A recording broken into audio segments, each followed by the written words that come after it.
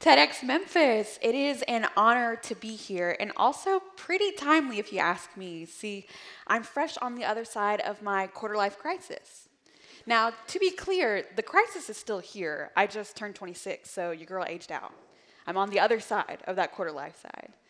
And if you're not familiar, a quarter life crisis is basically like a midlife crisis, just 25 years early.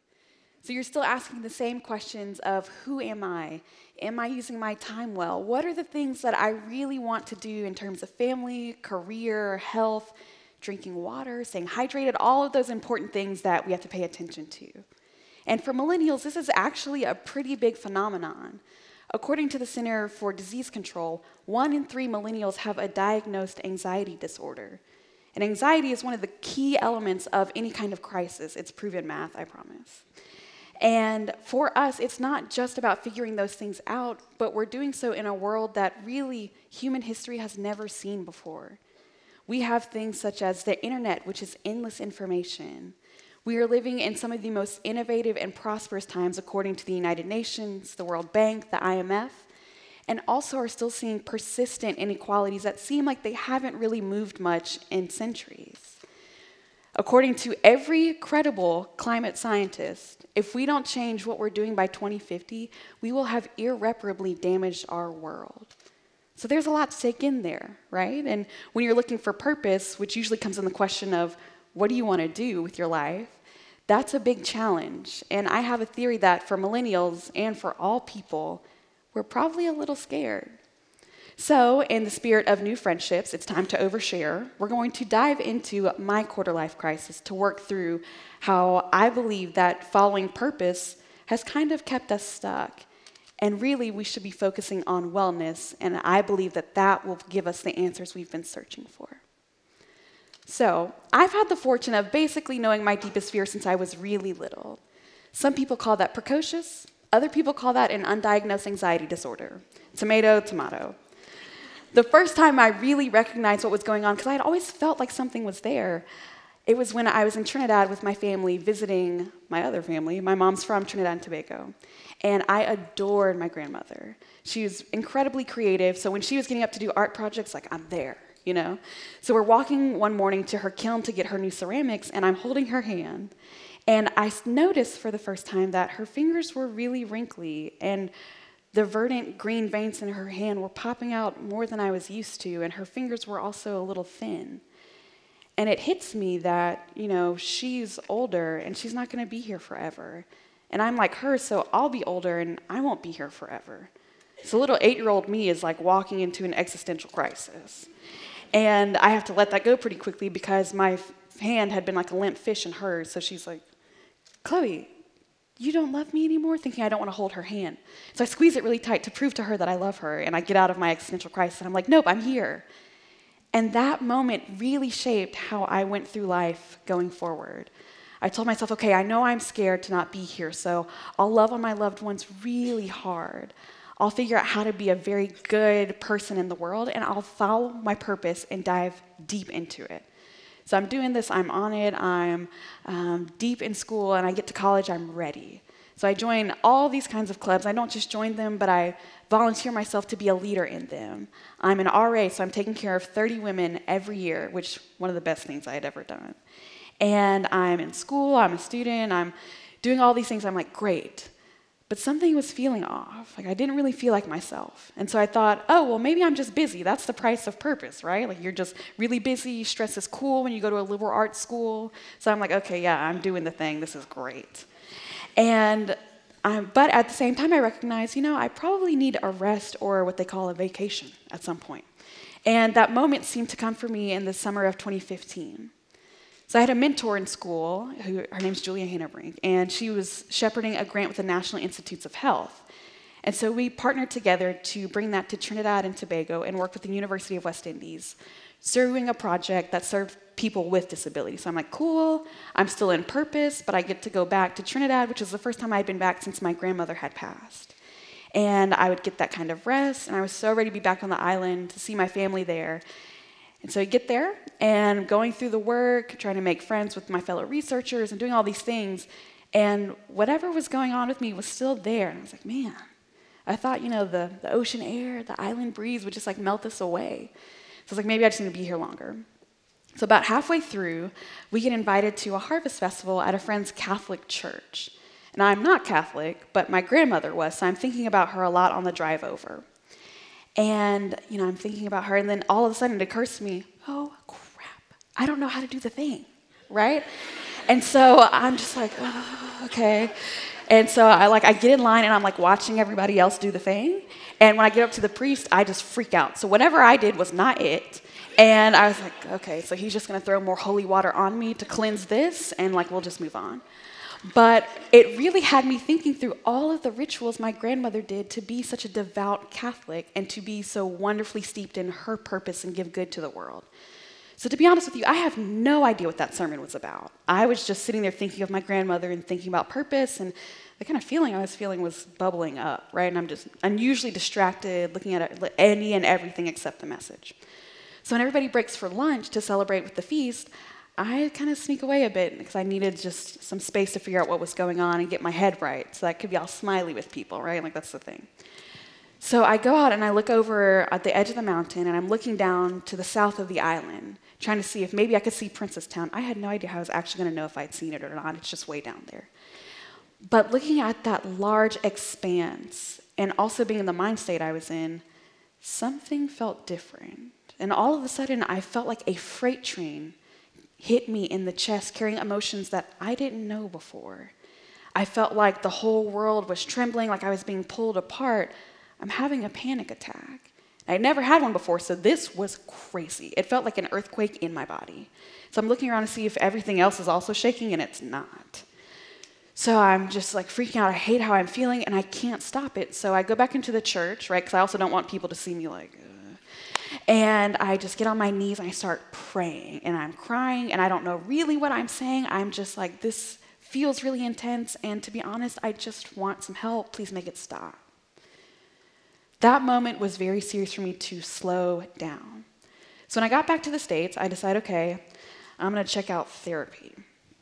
And I was an RA, so I always told my residents, if you're feeling off, you should go see a counselor, right? Because it's so easy to tell somebody else to go see a counselor.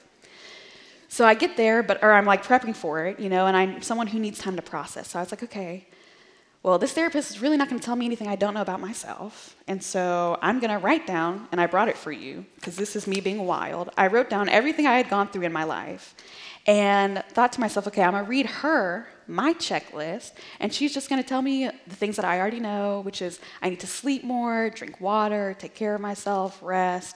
And I thought, okay, cool, I'll get the therapist to tell me this. So when my friends say, hey, let's go out, I could be like, oh, sorry, Mary, I got to sleep, therapy is crazy. So that's what I'm on, okay? So I walk in there, got my little list, and she, smiles at me, that kind of building trust smile, like I've peeped game, And she's like, so, how are you? And I'm like, oh, I'm great. And she's like, okay. So, what brings you in today? So I pull out my little list. I'm sitting there. I'm like, yeah, Susan, here are all the things. I go down the list, and then I look at her. And her trusting, inviting smile had turned into so how are you? And I don't know what voodoo magic she pulled on me, but I start bawling. I mean, it is like Niagara Falls is falling from my face. I am just torn apart. And the truth is, that was the first time I had been honest out loud about what was going on. So what I didn't share with you, and it's because I had also not been sharing it with myself, was that I was heartbroken.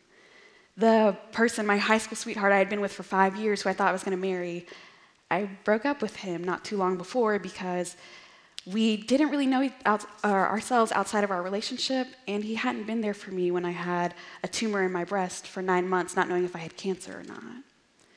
After the stock market had crashed in 2008, there was financial strain on my family, and dealing with that as a younger kid, that's a lot of the world to try to figure out.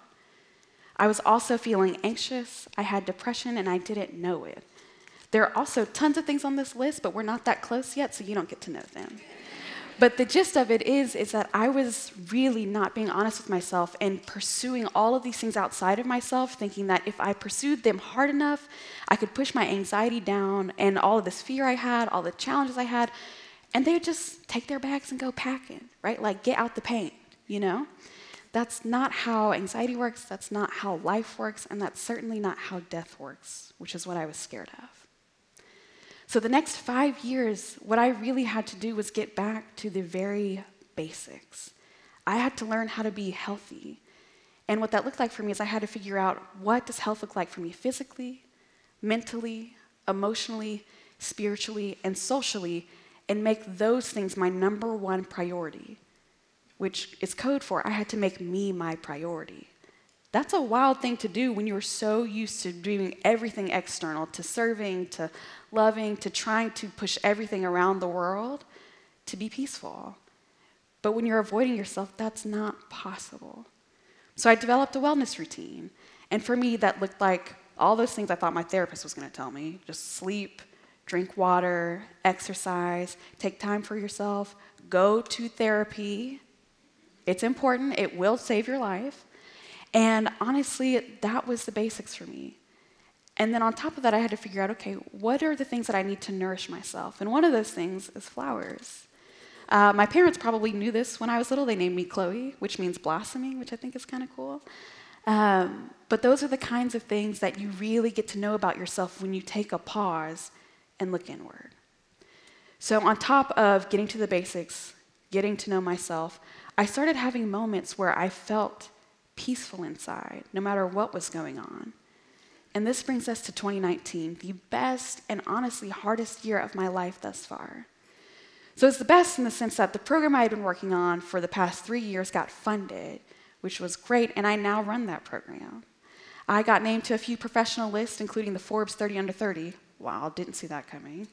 I also fell in love even wilder, because I definitely didn't see that coming, with an amazing partner, and we got to travel all over the US and Europe, and honestly, it's the healthiest relationship I've ever been in.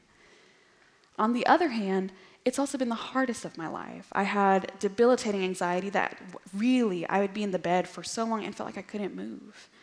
I'd lost loved ones to gun violence that I did not expect. I had all of these still questions around how do we make change in the world? How do we go through and make meaning out of our lives when there's so much pulling at us? How do you rest? And what I would say that I'm most proud of through all of it is that through every moment I was present, I was healthy, I was myself, and I can confidently say that I thrived throughout all of what was challenging and wonderful at the same time. That is called wellness. It's being able to manage the internal and the external in a way that creates a harmony for yourself to where you know you are still grounded in who you are. You're at peace with all of what is in you and around you, and figuring out, okay, what are my next best steps? So let's go back out and look at the world for just another second. Aside from all the apocalyptic facts I told you in the beginning, there are also a lot of great things going on. We have people who are promoting causes, who are protesting in the streets saying, we know we deserve more. Look at Hong Kong, look at what's happening in India. Look at honestly what's happening in the US every day. We're trying to figure it out. And really the reason I think we haven't figured out just how to do this together is because we've all been so wrapped up in what is our purpose. Purpose has two options. You can set a goal, you can meet that goal, but then you're bored and you have to figure out new goals. It's like this endless cycle, right, of chasing external things. Or you can set a goal for yourself that is so far out that it's actually unattainable, and peace and fulfillment's always just beyond your reach. So you consume and you grasp and you take in so much all the time looking for, how do I make this better? And the truth is, I don't think it's through purpose. I think really what we're looking for when you see protests and you see people fighting causes or going to work, you're looking for fulfillment, we're looking for peace inside, and we're looking for how do we act well and be well with one another. And you cannot give or make what you don't have, so how do we make world peace when we don't know how to have peace for ourselves? So if you want to save the world, if you want to live in an environment that is thriving and where prosperity looks the same for all of us, not just the few who have the most privilege, you start with you. You start with figuring out, what does health look like for me physically, mentally, socially, emotionally, spiritually, and work really hard on being good at you. Because just like hurt people, not peaceful people wreak havoc, right? So my challenge to you today is to really take serious this commitment to cultivating wellness for yourself. Because once you are filled yourself with that kind of peace, it has no choice but to flow out into all of the spaces around you. And I can guarantee you, you will enjoy your life so much more, which is truly the reason we're here. So thank you so much for coming to my TED Talk.